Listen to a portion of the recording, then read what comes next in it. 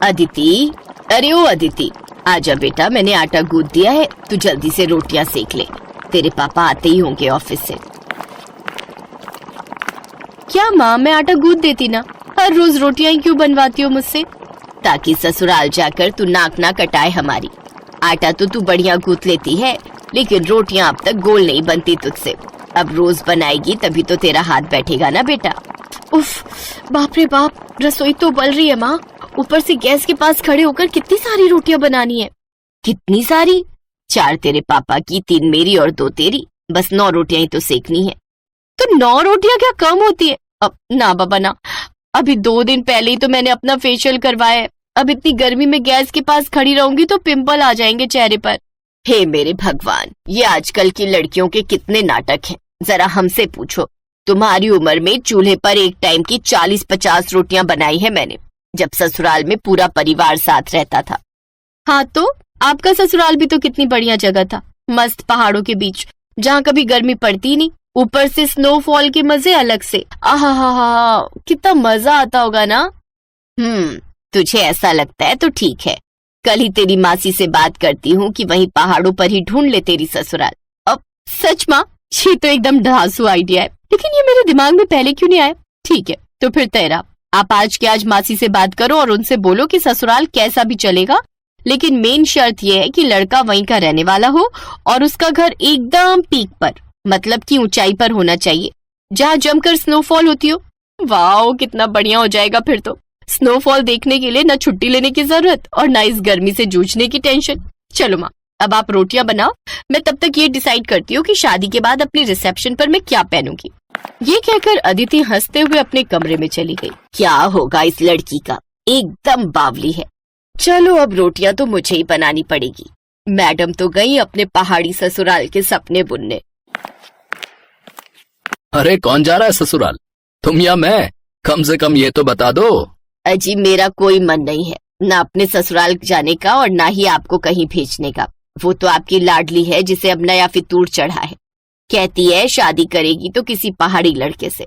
अब बताओ, ऊंचे पहाड़ पर ससुराल चाहिए इसे। अब आप ही समझाइए इसे कि कितनी दिक्कतें होती है पहाड़ पर, जिनसे हार कर हम यहाँ आ बसे। हमारा वक्त अलग था विभा, लेकिन अब पहाड़ों पर भी काफी तरक्की हो गई है। पहले से बहुत बदल गया है पहाड़ी जीवन। अरे कितना भी बदल गया हो, लेकिन यहाँ जितनी सुविधाएं तो नहीं है ना वहाँ पर अभी भी। और ये आपके विचार अचानक से कैसे बदल गए? आपके कहने पर ही तो हम अपनी जॉइंट फैमिली छोड़कर यहाँ दिल्ली आए थे। दिल्ली आना हमारी जरूरत भी थी और मजबूरी भी। मुझे यहाँ अच्छी सैलरी ऑफर हो गई थी और तुम वहाँ परेशान भी थी। और सच कहूँ तो ऐसा संयोग भी बन रहा है कि शायद अदिति का ससुराल पहाड़ों पर ही हो जाए। हैं? अब साफ साफ कहिए ना, क्या बात है? आज लंच के वक्त तिवारी जी से काफी देर बातें हो गई। बातों बातों में अदिति के लिए एक रिश्ता बताने लगे। उनकी रिश्तेदारी में ही है। लड़का सरकारी क्लर्क है, कश्मीर में, एकदम पहाड़ों के बीचों बीच घर लिया है। परिवार भी ज्यादा बड़ा नहीं है, माँ बाप और बस एक बेटा और बेटी। बेटे गिरीश से अपनी अदिति की शादी हो जाएगी और बेटी सुनीता की तो पहले ही शादी हो चुकी है। परिवार तो बढ़िया है, लेकिन कश्मीर, इतनी दूर अदिति को कैसे भेजेंगे जी? तुम चिंता मत करो विभा, ये भगवान का बनाया संयोग ही है कि अदिति को भी पहाड़ों में ससुराल पाने की इच्छा तब हुई जब उसके लिए ये रिश्ता आया। अब ज्यादा मत सोचो और जाकर उससे बात करो। विभा ने जाकर अदिति से बात की और कश्मीर का नाम सुनते ही अदिति ने हाँ कहने में 1 मिनट भी नहीं लगाया। अरे अरे माँ, इसमें सोचने जैसा क्या है? कश्मीर में होगी मेरी ससुराल। आहा, सुनने में कितना अच्छा लग रहा है। आप तो फौरन हाँ कर दो। एक बार ठंडे दिमाग से सोच ले बेटा, मैं पहाड़ों पर रही हूँ, मुझे मालूम है कि कितनी दिक्कतें होती हैं वहाँ पर। पहाड़ी जगह पर 2-4 दिन घूमकर आने में और पूरी जिंदगी बिताने में बहुत फर्क होता है। ओहो माँ, पापा सही बोलते हैं, आप ना कुछ ज्यादा ही डीप चली जाती हो हर मामले में। मैं बोल रही हूँ ना आपको, आप इस रिश्ते के लिए हाँ कह दो, इससे पहले कि उन्हें कोई और पसंद आ जाए। अरे पर एक बार लड़के की फोटो तो मंगवा ले। उसकी भी कोई जरूरत नहीं है माँ, पापा ने देखा तो है ना फोटो। अगर उन्हें पसंद है तो मुझे भी पसंद है, और वैसे भी कश्मीर की खूबसूरत वादियों में हमेशा के लिए रहने को मिल जाए, इससे बढ़कर और क्या चाहिए मुझे। अदिति अपनी शादी और ससुराल को लेकर काफी एक्साइटेड थी। फिर कुछ ही महीनों के बाद गिरीश और अदिति की शादी हो गई और अदिति खुशी खुशी अपने ससुराल यानी कि कश्मीर आ गई। लेकिन फिर, अरे अदिति, जाओ बेटा, सबके लिए गरम कहवा बना लाओ। अब मम्मी जी, पर अभी 1 घंटे पहले ही तो सबने एक साथ कॉफी पी थी। ये कश्मीर है बेटा, तुम्हारी दिल्ली नहीं। यहाँ की सर्दी से बचना है तो थोड़ी थोड़ी देर में कुछ गरम पीते रहना पड़ता है। पहले कॉफी पी थी, अब कहवा बना लो, फिर कुछ देर बाद सबके लिए बढ़िया अदरक वाली चाय बना लेना, ठीक है? ये अदिति का ससुराल था, ऊपर से कश्मीर जैसी ठंडी जगह, तो मायके वाले बहाने यहाँ अदिति के काम नहीं आने वाले थे। बेमन से ही सही, पर उसे थोड़ी थोड़ी देर में सबके लिए कुछ न कुछ गरम पीने के लिए बनाना ही पड़ता। ओहो, ये तो बिल्कुल ठंडा हो गया अदिति। अरे मैं तो तुरंत ही बनाकर लाई थी, इतनी जल्दी ठंडा भी हो गया। हाँ बेटा, यहाँ ऐसा ही होता है। जाओ सबके लिए दोबारा गरम करके ले आओ, और इस बार केतली में डालकर लाना तो ठंडा नहीं होगा।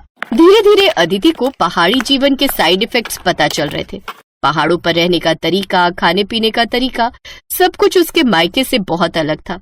और फिर एक दिन, बड़ी ठंड है, ये लाइट कब तक आएगी जी? लाइट अब गई है तो आराम से ही आएगी। है?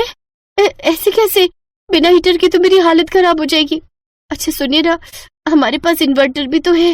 हाँ है तो सही, लेकिन उसे हम बुरे वक्त के लिए बचा कर रखते हैं, ऐसे थोड़ी मोड़ी ठंड में नहीं चलाते। क्या?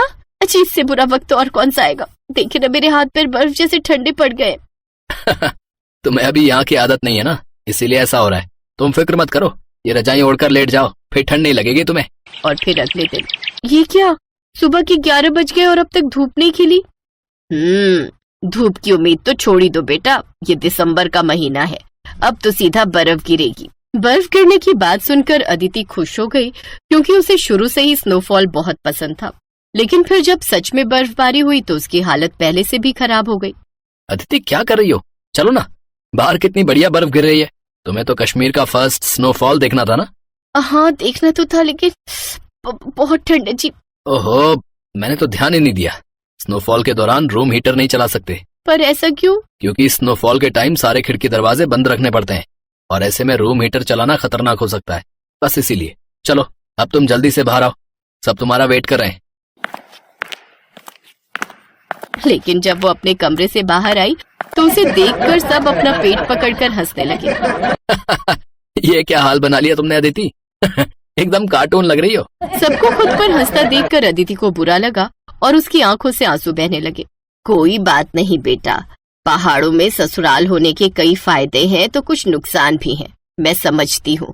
लेकिन मुझे भरोसा है कि धीरे धीरे तुम भी ढल जाओगी, जैसे मैं ढल गई। लेकिन फिलहाल तुम्हारी हालत देखकर लगता है कि तुम्हें कुछ दिनों के लिए अपने मायके हो आना चाहिए। क्यों, सही कहा ना मैंने? अपनी सास की बात सुनकर अदिति के चेहरे पर स्माइल आ गई। वो समझ गई थी कि पहाड़ों में ससुराल होने के बारे में सोचने और असल में वहां रहने में काफी फर्क है। ऐसा नहीं था कि वो हिम्मत हार गई थी, लेकिन फिलहाल वापस कुछ दिन अपने मायके में आकर रहने के लिए वो बहुत एक्साइटेड थी।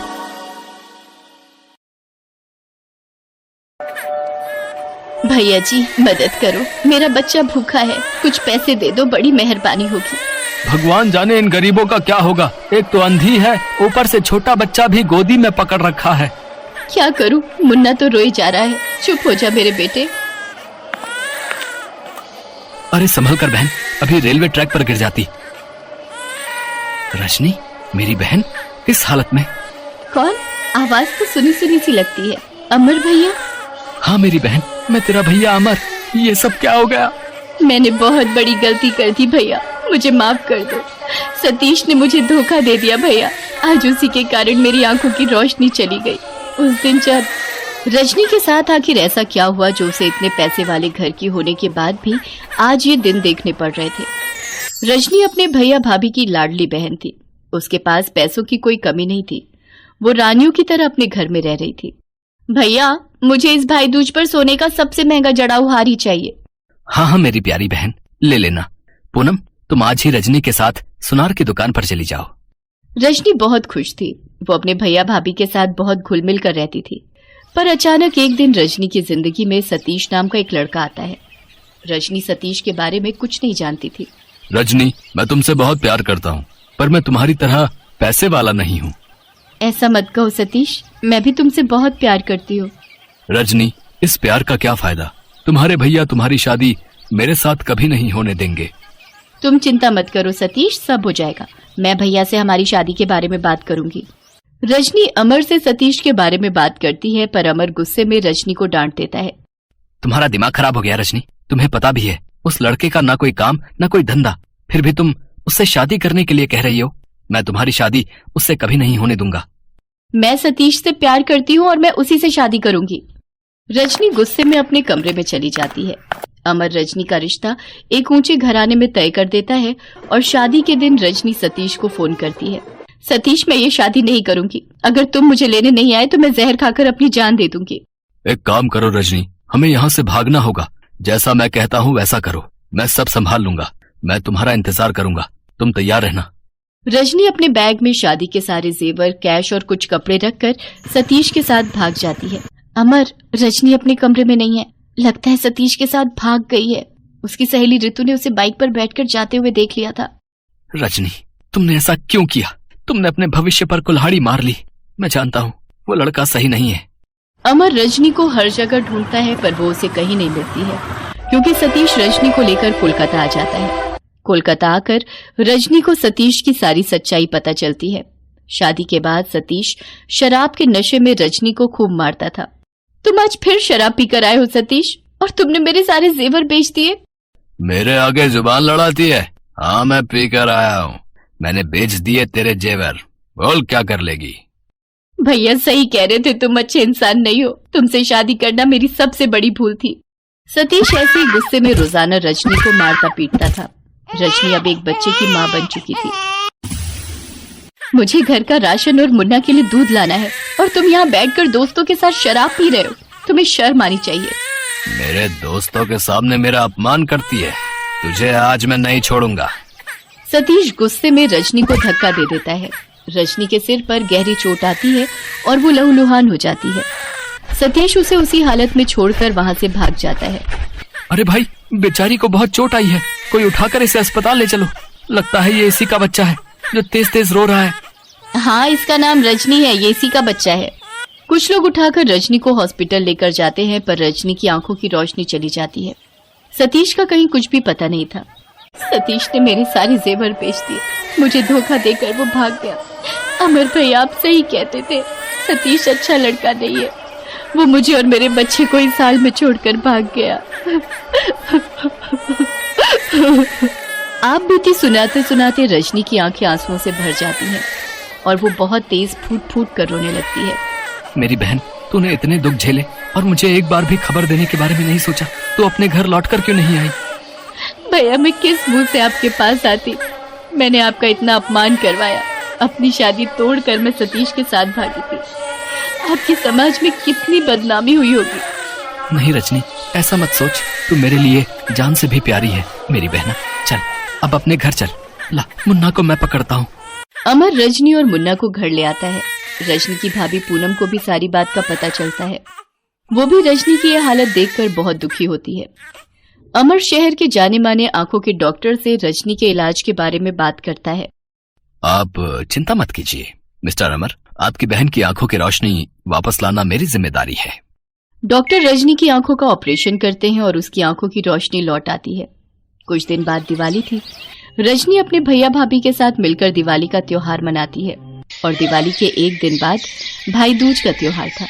भैया, मुझे माफ कर दो। मैंने आपका कहना ना मानकर बहुत बड़ी गलती की थी। मैंने मुन्ना के साथ कैसे गरीबी के दिन देखे हैं ये मैं ही जानती हूँ। मुझे सतीश से बहुत नफरत हो रही है। अगर वो एक बार मेरे सामने आ जाए तो मैं उसे जिंदा नहीं छोड़ूंगी। रजनी, जो हुआ उसे भूल जाओ और मुन्ना के साथ अपनी नई जिंदगी की शुरुआत करो। आओ बैठो भैया, मैं आपको भाई दूज का तिलक कर दूं। कब से मैंने और आपने मिलकर भाई दूज का त्योहार नहीं मनाया। ये देखो रजनी, तुम्हारे और मुन्ना के लिए कितने सुंदर उपहार खरीदे हैं मैंने। रजनी, तुम्हें सोने का जड़ाऊ हार पसंद है ना? देखो, मैंने सुनार से आज भाई दूज के दिन के लिए ही बनवाया था। एक भाई का तोहफा, एक प्यारी सी बहन के लिए। रजनी अपने भाई भाभी के साथ मिलकर भाई दूज का त्योहार मनाती है। अब रजनी कैसी हो? मयंक, तुम यहाँ? अब हाँ, मुझे पता चला। अमर भैया ने मुझे तुम्हारे बारे में सब बता दिया। अगर तुम चाहो तो मैं आज भी तुमसे शादी करने के लिए तैयार हूँ। मैं तो हमेशा से ही तुम्हें बहुत प्यार करता था, करता हूँ और करता रहूंगा। मयंक, तुम बहुत अच्छे हो। मैं तुम्हें शादी के मंडप में छोड़कर भाग गई थी, फिर भी आज तुमने मेरा हाथ थामा, मेरे मुन्ने को अपनाया। कहते कहते रजनी की आंखों में आंसू आ जाते हैं। अमर अपनी बहन की जिंदगी फिर से संवारना चाहता था, इसलिए वो कुछ समय बाद रजनी की शादी मयंक के साथ धूमधाम से करता है। रजनी अपने पति मयंक और मुन्ना के साथ खुशी खुशी जीवन बिताने